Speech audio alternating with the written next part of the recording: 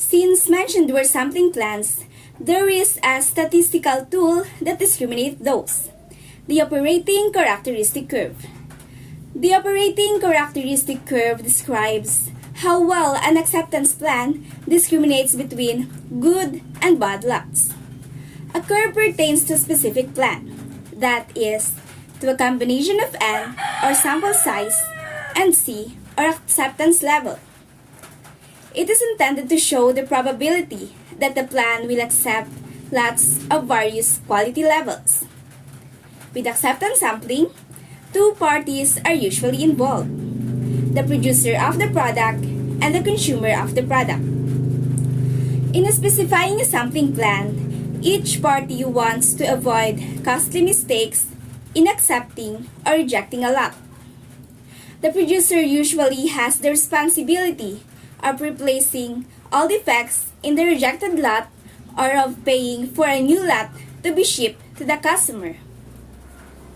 The producer, therefore, wants to avoid the mistake of having a good lot rejected or the producer's risk.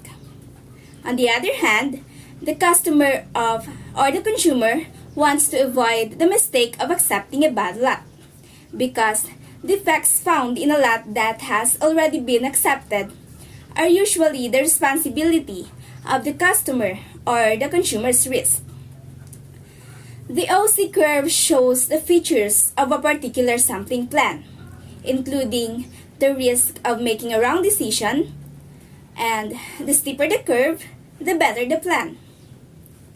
As you can see, x-axis shows the percentage of items that are defective in a batch, and y-axis shows the probability of accepting a batch with defects. So let us take a look at this example. In a batch with 5% defectives, there is a 90% chance to accept.